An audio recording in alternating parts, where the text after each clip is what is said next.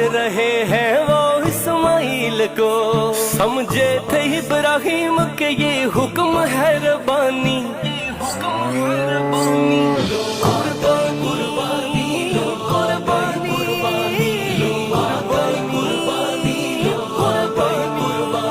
فرمایا اسماعیل کو رب کی رضا کو مان، بیٹے خدا کی راہ میں تجھے ہونا ہے قربان، فرمایا اسماعیل کو رب کی رضا کو مان، بیٹے خدا کی راہ میں تجھے ہونا ہے قربان۔ سنتے ہی اسماعیل نے فوراً یہ بات مانی،